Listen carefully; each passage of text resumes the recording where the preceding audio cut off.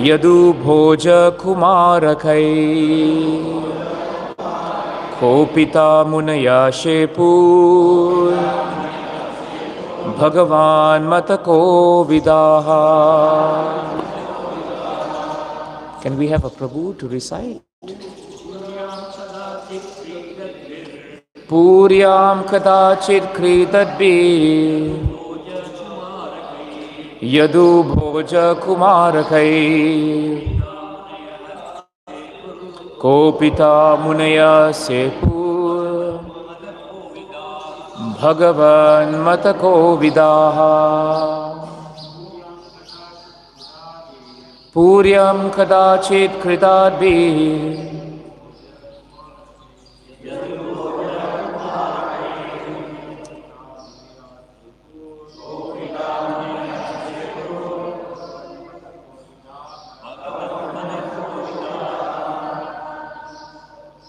Matajis?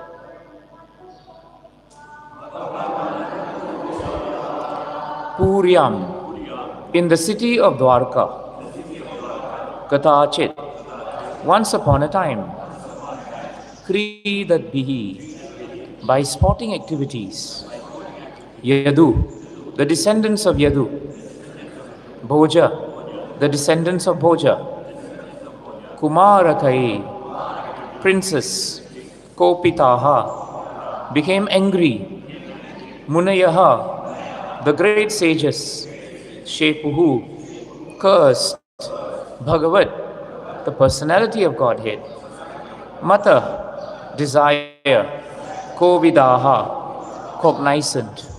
Translation and purport by His Divine Grace, A.C. Bhaktivedanta Swami Srila Prabhupada Ki.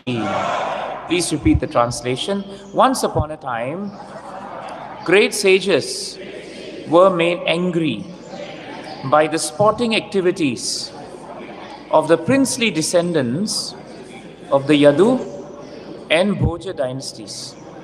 And thus, as desired by the Lord, the sages cursed them.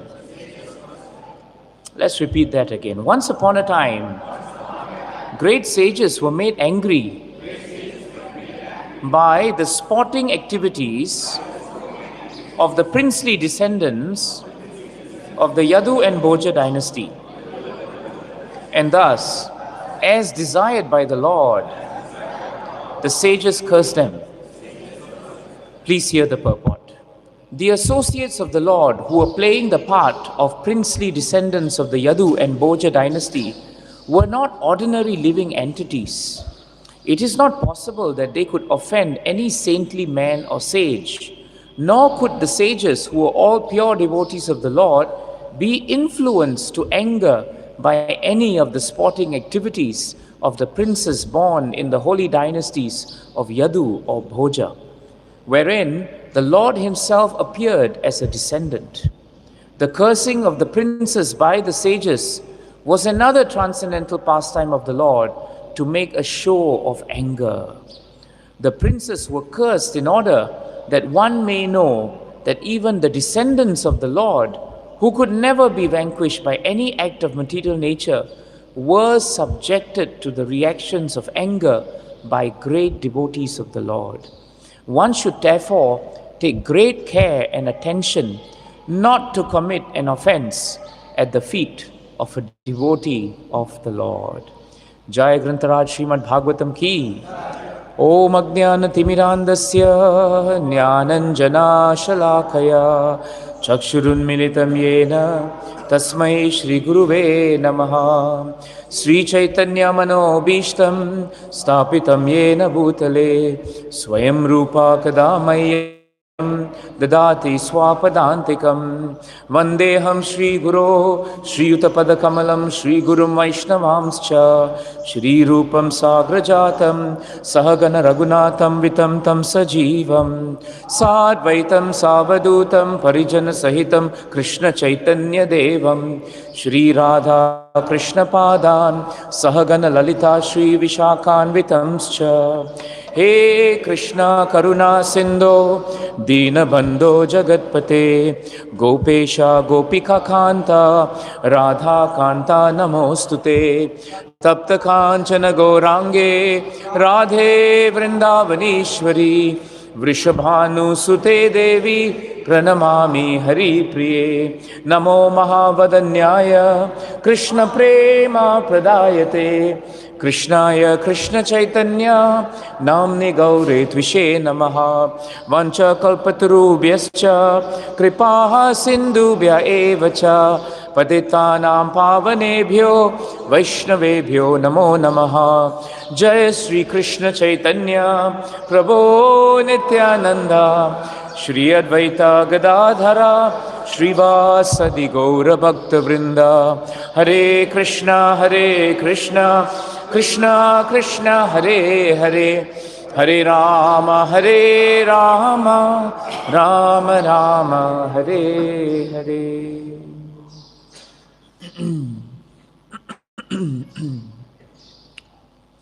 Puryam kadachit kritadbihi Yadu Boja Kumarakai Kopita Muneyo Shepur Bhagavan Mata Kovidaha. This is a very interesting verse. It speaks about the Lord's pastime out of Vrindavan. And in these shlokas, the nice, wonderful strength of Krishna is actually given. In this particular shloka, Krishna's plan and how Krishna's plan is all pervasive and all powerful. That is the main theme of this shloka. In this shloka, Shukadev Goswami is saying that a long time ago, once upon a time, some sages became angry with who? They became angry with the sporting activities of the descendants of the Yadu and Bhoja dynasty. Generally speaking, Prabhupada writes in the purport that these great personalities from the Yadu and Bhoja dynasty, they're very powerful. And previously, actually, they were all devatas, great personalities. And they came to this world because Krishna came as Krishna. So all these personalities, they are not normal people. They are not like you and I. They are coming at the behest of the Lord. So they're very powerful. But despite being so powerful, they were also subjected to the plan of the Lord. This is a very important point. They were very powerful. And yet, by their activities, they made the sages actually angry. Now, how is it possible? At that level of devotional service, you have the great sages who are very powerful and great devotees of the Lord. And these sages are like Vishwamitra, Asita, Kanva, Durvasa, Brigu, Angira. All these are very powerful sages. Whatever they may be, they are very powerful in their austerities. And they had the ability to curse anyone. If they became angry, good luck to you. And yet, despite that, the great descendants of Bhoja, Andaka, Vrishni dynasty, they were all very precious to Krishna because they were his relatives. They were all born within his dynasty. So how is it that such great people, right, they could actually become the subject of the anger of the sage, so much so that the sages could curse them? That is the question that actually is being asked in this shloka. The answer is actually given by one line actually. In the last line, it is nicely stated, the princely descendants of the Yadu and Bhoja dynasty. Okay, I must read the whole thing because it's one line. Once upon a time, great sages were made angry by the sporting activities of the princely descendants of the Yadu and Bhoja dynasty, and thus as desired by the Lord. This is the important thing. It is the desire of the Lord. It is the desire of the Lord that finally actually made the entire Vrishni, Andhaka and Bhoja dynasty, they were destroyed by the desire of the Lord. It is the desire of the Lord. So nothing happens in this world apart from His desire. This is a very important point. His desire can be manifested by His plans. His desire can be manifested by the workings of material nature. So workings of material nature is also the product of the desire of Krishna. Sometimes we think that material nature is working very powerfully, but we cannot forget that in Bhagavad Gita, Krishna says that even this material nature is working under my direction. So therefore, everything that is in this world is ultimately moved by the desire of the Lord. If we are in difficulty, if our children are in difficulty, if our parents are in difficulty, if our situation is in difficulty, yes, something has to do with what we have done, but ultimately that difficulty is sanctioned by Krishna. Therefore, it is a product of His desire. This is a very important point. And that is why in the purport, Prabhupada writes so nicely that the associates of Krishna, they were from the Yadu dynasty, the Bhoja dynasty, the Vrishni dynasty, the Andhaka dynasty. They were all coming and they were part of the descendants of these dynasties. Prabhupada makes it a point to say, they are not like you and me. They are not ordinary persons. Therefore, what Prabhupada is trying to say is, in the ordinary course of activities, these great personalities would never offend devotees of the Lord. So this is the important point today, that if we really think our devotional service is advanced, actually one symptom of advancement of our devotional service is that we never are offensive to the devotees of the Lord. This is very important. The devotees of the Lord are never offensive to the devotees of the Lord. They are not even offensive to the living entities. They are very careful not to offend anyone. Why? Because the nature of such a devotee is nirapeksham. Nirapeksha means one who has no other desire except the desire to serve Krishna. If there is no motive in our hearts except to serve Krishna, then very automatically we don't offend anyone. Because we become very flexible with everybody, isn't it? Whatever that is, we see Krishna in everyone. We see the hand of Krishna in everything. Therefore, we are very flexible. Vaishnava, Maharaj used to tell us that Vaishnava and the living entity, they can be compared to a tree and a blade of grass. The Vaishnava is like a blade of grass. When the wind blows very strongly, or when there is tsunami, the blade of grass is never torn, never destroyed. If you read very carefully the tsunamis that happen in Aceh, Sumatra and all these places, the trees were destroyed, but the grass was never destroyed. Why? Because the nature of the grass is simply to bend. Bend according to the flow of time and circumstances. If the wind blows in this way, the grass goes in that way. And therefore, it is never destroyed because it is able to bend. That's why Maharaj said, if we are not humble in our nature, then we will not be able to bend before others. Then what will happen is Yamaraj and the forces of time, they won't make us bend. They will make us break. And that is the nature of the tree. The tree is very powerful. If you try driving a car into a tree, which is not advisable, what will happen is that the car will actually be gone and the tree will stay. It will stay. I've seen trucks go into the tree and the trucks don't look very good after they bang the tree. Tree is looking very good actually. So this is the power of the tree. But even though the tree is so powerful that material things cannot affect the tree, when a great powerful force of nature hits the world, the trees can just break because they don't have the capacity to bend. You see?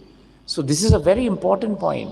A devotee of the Lord is always ready to bend before others. They are always ready to be remorseful. It is my mistake. Supposing we have difference of agreement, Maharaj told us, if you really value friendship, if you really value Vaishnava relationship, Maharaj said, then the Vaishnava, even though he is not in the wrong, he will say, I'm sorry. He will say, I'm sorry. And by saying, I'm sorry, he ends the matter. He just ends the matter. So if you are right, and if you are right and you don't say sorry, that means people will say you are a principled person. If you are wrong and you don't say sorry, people will say you are a very proud person. But if you are right and you say you're sorry, Maharaj said you are a person who values the value of Vaishnava relationships. It's a very important point. Regulate your relationships in that way and you'll be very peaceful. 3 scenarios, right? The third scenario is the most important scenario. Even if you are right or wrong, doesn't matter. Just bow down. There must be some reason Krishna is putting you in this situation. Parikshit Maharaj, if he followed the first 2 principles, he'll be fighting with Shamika Rishi till today. Right? Of course, he would have been cursed, he would have died. But otherwise, the fight will continue today. Because I cannot say sorry and you can't say sorry. So we keep fighting and fighting and fighting. But in that fighting, Krishna is forgotten. Our mind is always on that person. The moment the person passes us, we become disturbed. We can't take it. Because I cannot say sorry and you can't say sorry. And we are offending each other. So here, Prabhupada is saying, how come the Vrishni dynasty, they were so powerful? They were not the kind of people to offend people. Why is it that they could do this? Actually, Maharaj made an important point also. Maharaj said that these descendants of Vrishni dynasty, they were all actually Devatas. If you read the 10th canto, most of them were Devatas. And generally speaking, Devatas are not in the category of pure devotees. Somewhere, somehow, the Devatas will do something that they will get themselves into trouble. So somehow that tendency is there. And that is why, by the plan of Krishna, Krishna arranged that these great descendants should somehow offend the sages. It happens. Why is it that Indradyumna Maharaj was seated very peacefully and then, Agastya Muni should come and become upset with him and then curse him to become elephant? It was no fault of his. But what did he do? He didn't fight with the Muni, he didn't fight with the Rishi, he simply accepted it. He accepted it. When Rantideva was going to finish his fasting, the Devatas came and tested him, isn't it? They came first to take all the food, then they asked for the water. Then when there was nothing left, whatever water that was left also they asked for that. But Rantideva did not become upset with them. And when they revealed themselves to be Devatas, even then he was not upset with them. If I was in the position and I was tested that way, I will curse the Devatas and say, why should you test me until like this, But they didn't do that. Parikshit Maharaj did not curse Shamika Rishi. He did not curse Shringi Brahmana, even though he was really powerful, right? He did not. Na asyat tat pratikurvanti. Why is it that no counteraction is best counteraction? Because he saw the hand of Krishna. This is very important point. He saw the hand of Krishna. And that's why Prabhupada writes here, the cursing of the princes by the sages was another transcendental pastime of the Lord. So this proves another point that's very important. Krishna's transcendental pastime is not always enacted only personally by him. It is very often enacted through his devotees. Through his devotees. The transcendental pastimes of the Lord include the pastimes of the devotees. It's what you call a package deal. If you get Krishna, you have to get the devotees. If you get the devotees, you have to get Krishna. You can't get out of it. It's always together. This is the point we have to understand. Now, Krishna in Bhagavatam, in the 2nd canto, 4th chapter, he is known as Bhuyo Namasad Vrijane Chide Satam Asambhavaya Akila Sattva Murtaye. Asambhavaya Akila Sattva Murtaye. Shukadev Goswami describes this great quality of Krishna, that Krishna comes into this material world to check the atheistic advancement of the living entities. This is a very important function, right? A very important characteristic of Krishna. He comes to relieve the distress of the devotees. But how does he do that? By checking the atheistic advancement of the non-devotees.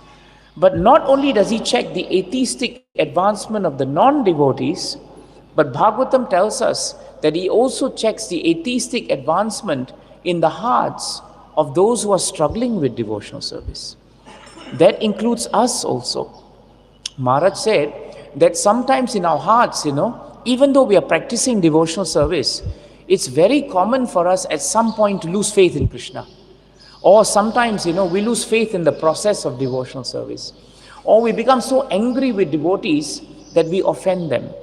And when that happens, our devotional service is actually affected.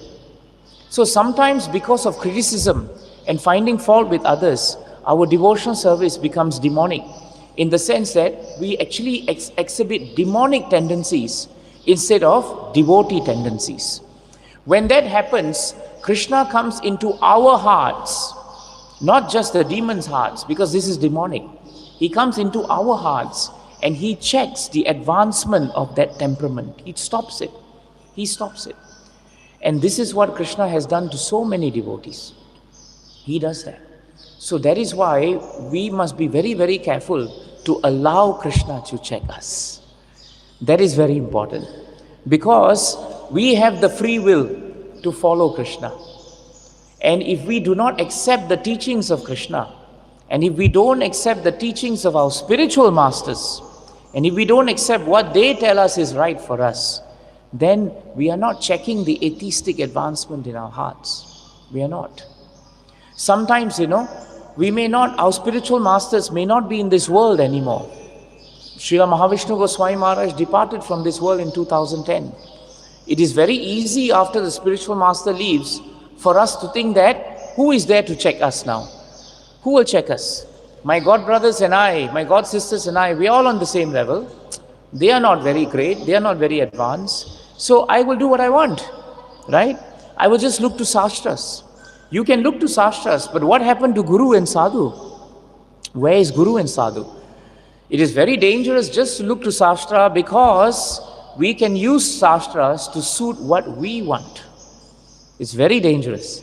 I can find something in Shastra, take it out of context and tell you this is how I must live. But where is Sadhu to confirm that? And where is Guru to confirm that? So it's very important that we understand that even if our spiritual master is not present before us, we are still guided by his Vani, and we are guided by our Siksha Gurus. And who are our Siksha Gurus? Everyone is a Siksha Guru. Everyone. The person seated next to you, he or she is your Siksha Guru. But don't come and tell me that I am my own Siksha Guru, Prabhu. That's why it is the person next to you, not you. Right? The person next to you, turn to your right, turn to your left, look behind, look in front, they are your Siksha Gurus. But you are not your Siksha Guru. If you are, then it's trouble, dangerous. We are not Siksha Gurus to ourselves. We cannot be, right? We cannot say that, like Bhakti Siddhanta Saraswati Thakur Maharaj, just put picture of his Guru Maharaj and take sannyas. It will create havoc in our society. So that is why we must remember one thing, that when Krishna comes into this world, he checks the atheistic advancements in the hearts of not just the non-devotees, but also the devotees, the struggling devotees. And this is what Krishna showed here. Krishna decimated the Kaurava dynasty. He did that. We all know that. And why did he do that? Because they were going to put too much burden on Bhumi Devi. And so according to his plan, Mayai Vaite Nihata Purva Evam Nimitta Matra Bhavya Savya Sachi. According to his plan, he just decided to finish off all the Kauravas who were actually on the other side. And all the Pandavas actually survived.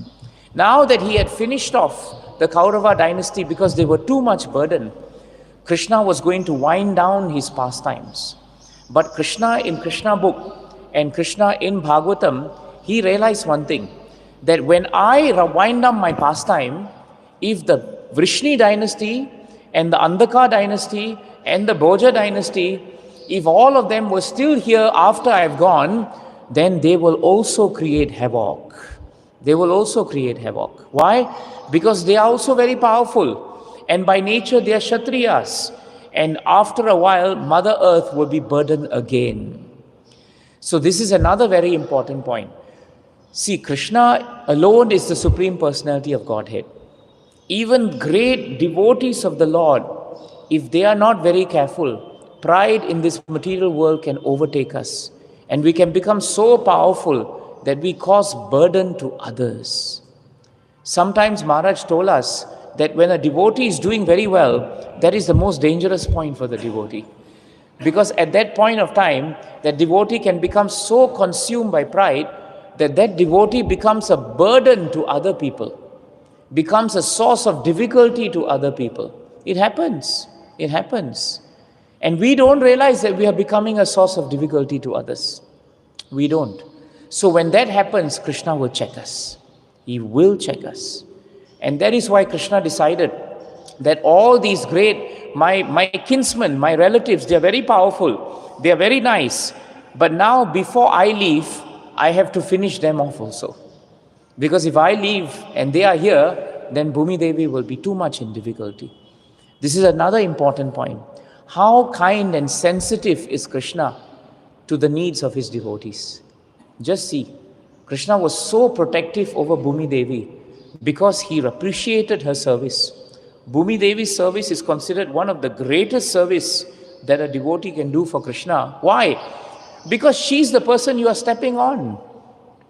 She's the person that's allowing you to do all your pastimes. She's allowing you to do everything. And before that, the dynasties were on her. Before that, all the Pandavas and the Kauravas, they were fighting each other on the battlefield of Kurukshetra. They were fighting on Bhumi Devi. All the things that happened, it happened on Bhumi Devi. So Krishna was very particular that actually Bhumi Devi should not be compromised. And that is why he arranged things in such a way that he, by his own plan, Yadrichaya, by his unknown plan, through the ordinary course of activities, he planned that these great powerful Vrishni and Yadu dynasty members, they should offend the sages.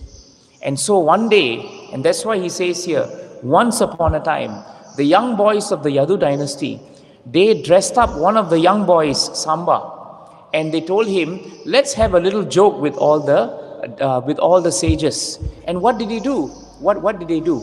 They dressed up Samba as a young lady, and they made him look like he was actually pregnant. They put a pillow actually below the sari and brought him before the sages of the dynasties who were all there. They were gathered, they were great souls.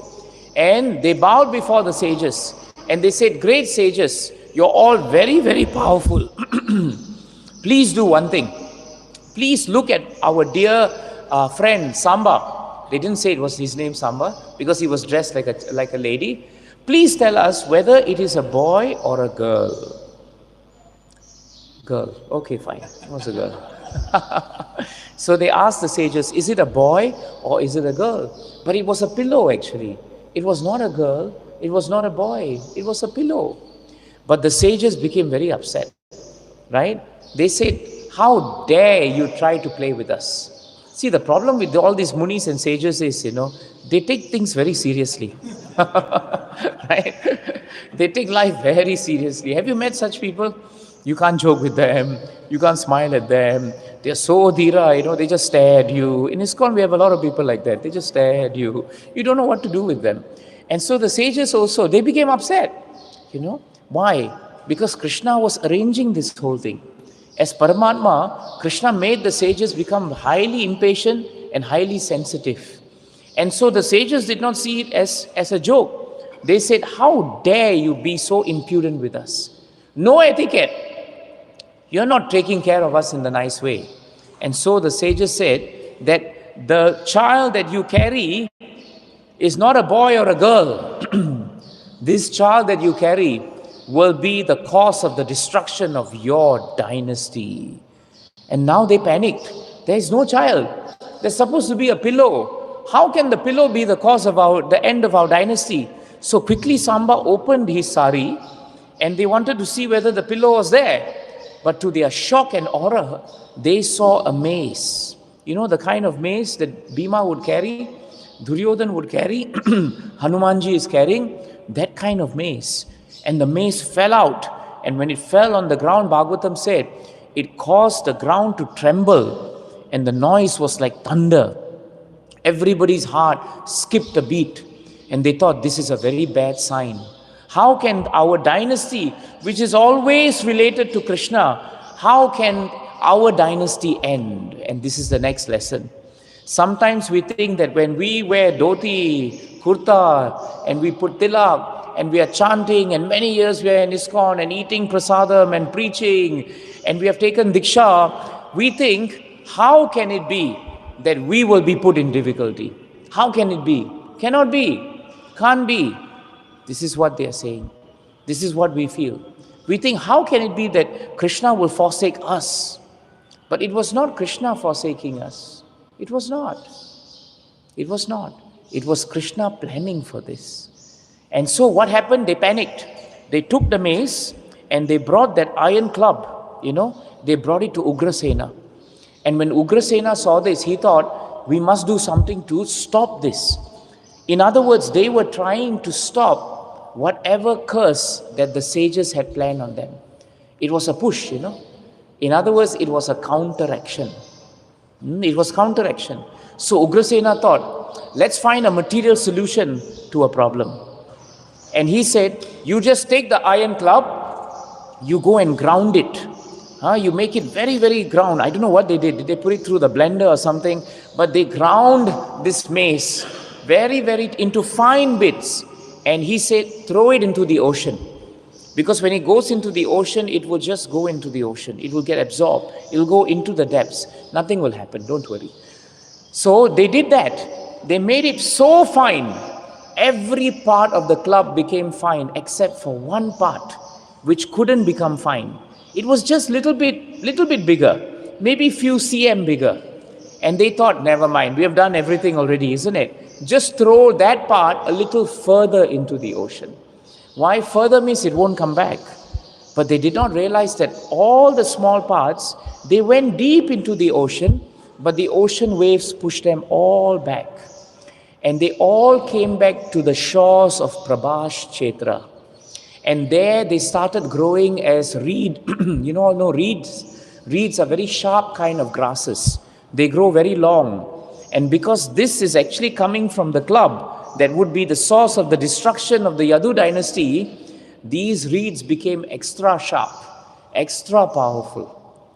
We plan one thing and Krishna plans another. Ugrasena, the great devotee of the Lord, he was planning against the plan of the Lord. He was trying very hard to somehow come out of this plan. Krishna, we have to find some way. In India we always say, Prabhu, just adjust, isn't it? Adjusting is like mantra, isn't it? Just adjust. So Ugrasena was thinking, okay, the sages cursed us, we'll adjust. You go and just, grind the club, throw it into the water. Haribol, everything is done. Haribol, yes, true. It came back. It came back and it grew. And that one piece, which is just 2-3 cm, it entered deep into the ocean. It entered into the mouth of a fish. The fish thought, because looking at that, it looked like something that could be eatable. So the fish swallowed it. And that fish, out of thousands and millions of fishes in the ocean, was eventually caught on the fishing hook by the hunter giraffe. And he would take it. And when he cut the fish because he wanted to eat the fish, he saw, this is a nice little piece of metal. What can I use it for? Yukta Vairagya. Use anything and everything in the service of the Lord. And so Jara became the instrument, right, of Krishna. And Krishna gave him the intelligence that instead of throwing this away, I'm a hunter. And this would be the perfect arrowhead for one of my arrows. It will be a special arrow. So he was thinking in his head that surely this must be Krishna must have given me this for a reason. So I will save this at the right time. He had no idea that that same arrow will pierce the Supreme Personality of Godhead. Why Krishna? Because Krishna categorized himself also under the Yadu dynasty. He's so fair that he thought that if the Yadu dynasty must be wound up, I also must be part of the winding up plan. So let me also be part of this drama. See, Krishna is so humble that he did not take himself out of the equation. He thought, I was born into this dynasty. I have appeared in this dynasty. It is my dynasty. If the dynasty is going to go down, I will also go down with the dynasty. How exemplary was Krishna. And so that little piece that should have been ground was not ground. And this was the plan of Krishna. And so Ugrasena and all the residents, they sat back, like I'm sitting back. And they thought everything is fine now. Don't worry, everything is fine. But then by Krishna's mercy, he arranged that very soon he wanted to wind down his pastime. And so he arranged that everybody from Dwarka, they should all go for yatra. Where? They should go to Prabhas Kshetra. Why to Prabhas Kshetra? Because that is where all the reeds are. And Krishna wanted to finish everybody off there. He didn't want to finish them off in Dwarka. He wanted to finish it off in Prabhas Kshetra. Right? So every time there is a yatra, like today, we should also think that we are planning something. But where the yatra goes, what will happen in the yatra, we must be ready to accept Krishna's plan. This is why I'm speaking this verse, because we should be ready in the right mood. Yatra doesn't mean your yatra. Yatra means his yatra. His yatra means his plan. We may plan something. We may plan to be in Dwarka. But Dwarka yatra means that when you go to Dwarka, you submit to the plan of the Lord. That is the real meaning of yatra. Yatra means to go for a long walk, but the walk is according to the plan of Krishna. That is yatra. That is yatra.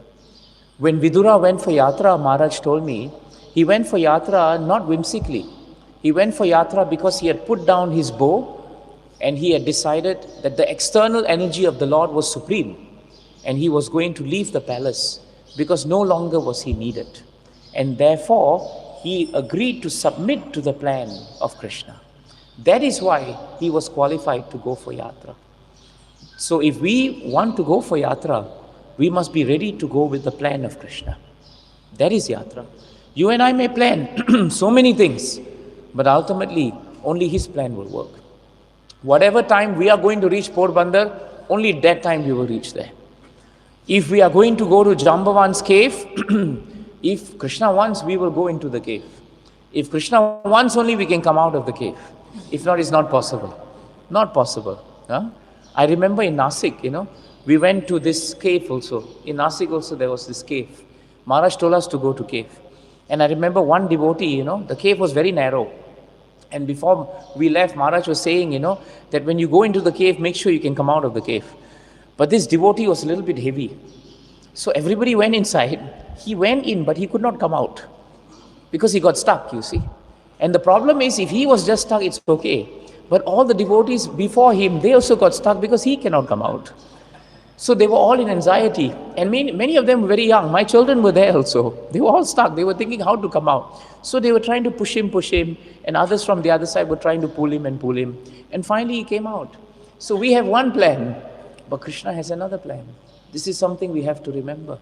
So therefore, the beginning of the end of the Yadu dynasty was Krishna's plan. Krishna made it such that the Yadus had to offend the devotees. But now Prabhupada says in the purport that we must understand one very important thing. That in any situation, Krishna wants to make a point. That when you offend a great devotee of the Lord, then whatever you plan for never goes according to plan. This is a very important point. If you offend a devotee of the Lord, whatever you want to plan for your betterment, for your improvement, it will never go according to your plan. Never. Krishna makes that principle.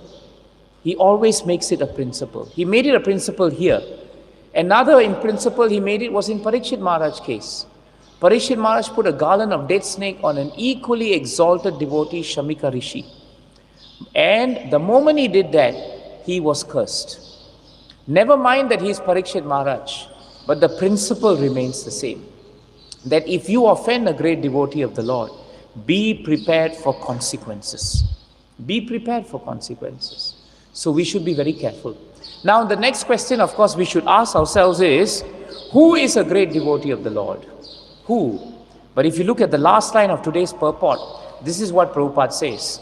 One should therefore take great care and attention not to commit an offense at the feet of a devotee. Not great devotee, not pure devotee, just devotee of the Lord. So that means everybody seated here, the person on your right, the person on your left, behind you and in front of you. We must take care not to offend them. Because if we do it, Krishna will not be pleased. And if he is not pleased, we will be in difficulty. We will be in difficulty. We cannot think that we are in difficulty, because we are very exalted and this is just the hand of Krishna. No, we are not exalted. We offended someone. That's why we are in difficulty. That is how we should remember. We are not at the level of Parikshit Maharaj. We are in difficulty because we have done something that is not right in devotional service. That is the mood of a devotee. That is the mood of a devotee. So that is why Krishna then decided that let it be that the hunter will take the arrowhead, he will actually one day finish me, and he will finish the entire dynasty. In the 11th canto, first chapter, 24th verse, Prabhupada, very nicely, it is actually nicely stated by Prabhupada's disciples who actually translated the Bhagavatam. Knowing full well the significance of these events, the Supreme Lord, though capable of reversing the Brahmana's curse, did not wish to do so. In 11.1.24, that point is given in 3.3.24 today. And that is found in exactly that shloka. The Supreme Lord could reverse the curse of the Brahmanas, but he decided not to. Why? Because in the form of time, he had actually gladly, the word is gladly, he had gladly sanctioned the events. Because the Yadu dynasty had become quarrelsome with each other. They had become too strong. And once we are too strong, we will fight with each other. When we are too much on the high point, we will forget where we have come from.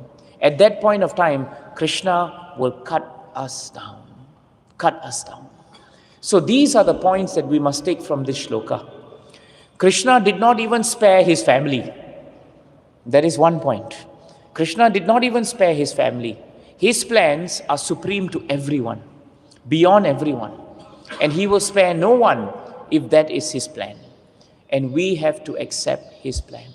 No one, it is stated so nicely, no one can defy the orders of Krishna. No one. In 5.1.12 of Srimad Bhagavatam, this point is emphatically stated in Srimad Bhagavatam. Natasya kaschet tapasa vidyayava na yoga viryena manishayava naivartha dharme parata svatova kritam vihantum tanubret vibhuya. Very important shloka. 5.1.12. It is stated there that one cannot avoid the order of the Supreme Personality of Godhead. You cannot avoid it. If Krishna orders it, you cannot avoid it. And Shukadeva Goswami goes on. He says, you cannot avoid it by the strength of your austerities. You cannot avoid it by your exalted Vedic education. You cannot avoid the order of Krishna by mystic power. You cannot avoid the order of Krishna by your physical prowess. You cannot avoid the order of Krishna by your intellectual activities. You cannot use the power of religion on Krishna because he is religion personified. You cannot use your material opulence. Krishna, I have $1 million in the bank. I want to give it to Rajkot. Please save me. No. He will take your money, but he won't save you because it is his plan. So you cannot bribe Krishna.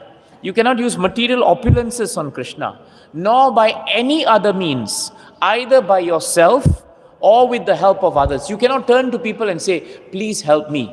If the plan of Krishna is that you cannot be helped, nobody can help you. And finally, Shukadeva Goswami says, nobody can defy the orders of Krishna. That is not possible for any living being, right from Brahma down to the end. It's a frightening verse actually, isn't it? No, it's very frightening because he has covered everything. Shukadeva Goswami would have been a very good lawyer because there is nothing here that he has not touched. Any which way you go, you cannot defy the orders of the Lord. You can't. And that is the Lord. So that is the first lesson that we learn. Second lesson we learn, when we display any envy or ridicule of the devotees of the Lord, like how Samba and gang, they tried to play a fool with the devotees. They tried to insult them. They tried to belittle them. They tried to minimize a devotee. When you try to do that, it is very clear that your spiritual qualifications will decrease along with your piety. It will decrease. Your spiritual qualifications will leave you. So therefore, we have to be very careful how we behave with the devotees. All the product of our remembrance and our sadhana, they could all go automatically, Prabhus and Matajis, just because we have offended someone. Just because we have offended someone. Because Karuna was so offensive by nature, at the time when he was supposed to remember all the mantras, Krishna removed his memory. He removed his memory. This is a very important point. So this is second lesson to be learned. The third lesson to be learned is that when there is a break in the etiquette towards the devotees of the Lord, the Supreme Lord becomes ill-disposed towards that person. Etiquette is so important. Vaishnava Sadachar. We must learn how to behave with each other. That's why we offer obeisances to each other. That's why we speak in loving manner with each other. That's why we are careful not to be so familiar with each other. There must always be some distance. Distance is not bad in devotional service. Maharaj said, good neighbors build strong fences. When you have a strong fence, it is not that you are far away from me, I'm far away from you. No. It is because that fence is there so that your cow doesn't go into his grass, and the cow will eat and cause misunderstanding. No. How many times devotees have become close to each other on a material level and then misunderstanding and they break away. That is why we must take care of each other. A little distance in devotional service is always good for Vaishnava relationship. Don't mix that up with material conception of relationship. This is very important. Fourth point that's really nice is that a mosquito can be very close to you, right? Mosquito can be seated on you. But doesn't mean mosquito is very, very pleasurable as company. Frankly, it's opposite. When the mosquito is on you, it is not pleasurable, it's very painful. Very painful. Actually, in this weather, you're not feeling so much mosquitoes, right? Nobody is really looking like they've been bitten by mosquitoes. If you come here during summer, Rajkot mosquitoes are like commandos, They are very powerful. First, they are big. Second, they can penetrate even nets. They can. And if you try to put a net and make sure that no mosquito is going to come in, I guarantee you, before you zip up and put yourself in, 3 mosquitoes have come in. And when they come in very quietly. You don't know they are in.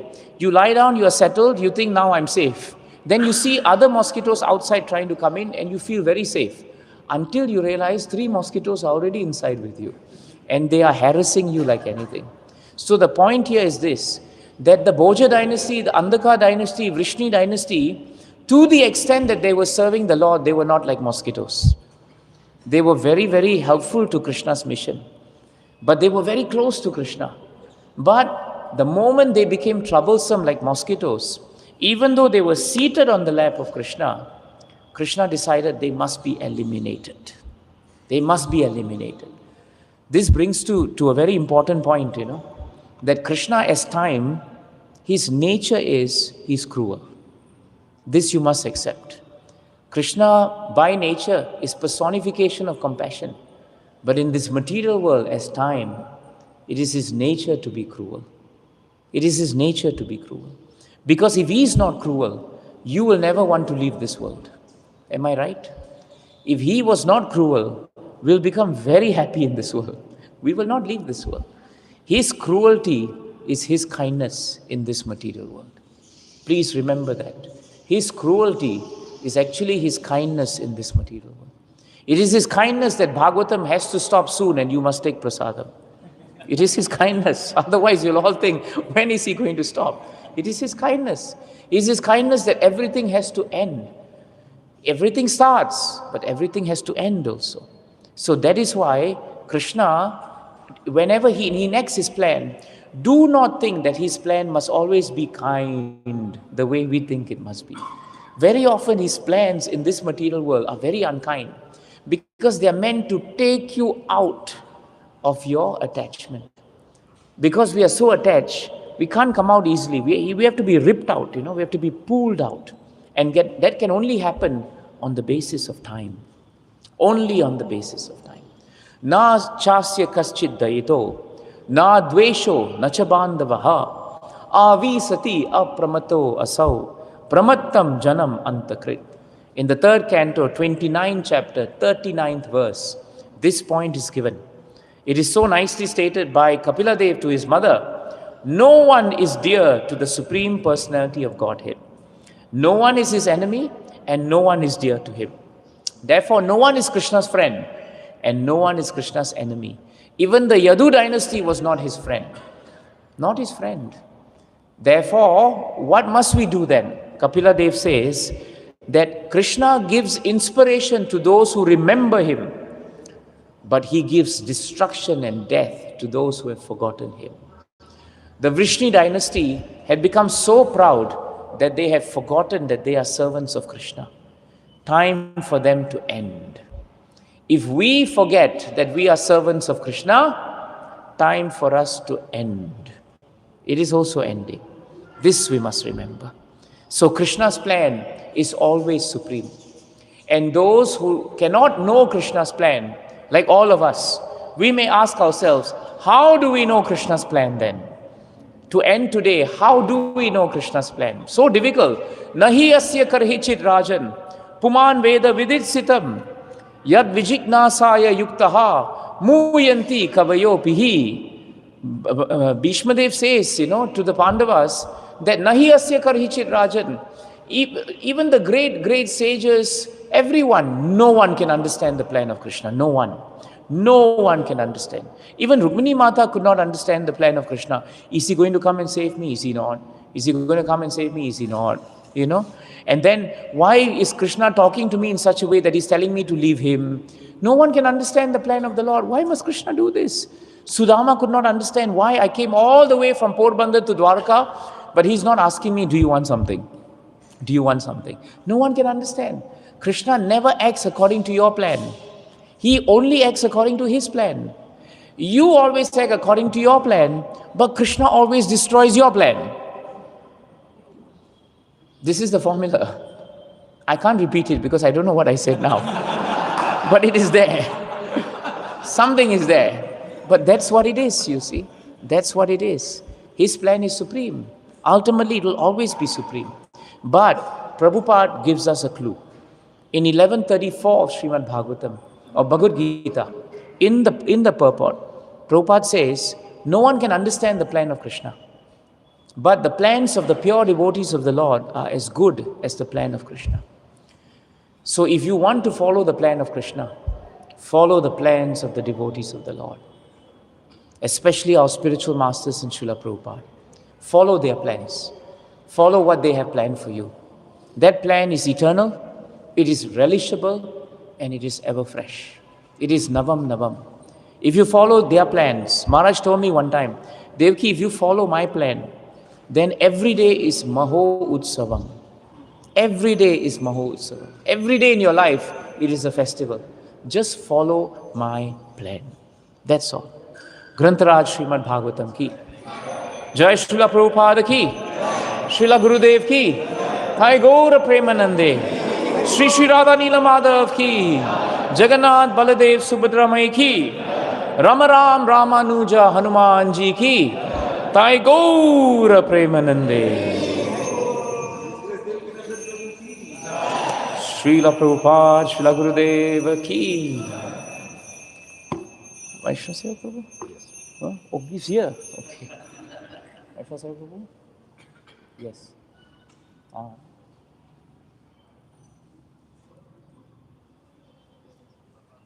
Okay, we need volunteers to go down to help in serving prasadam. Right? Okay. Now. And one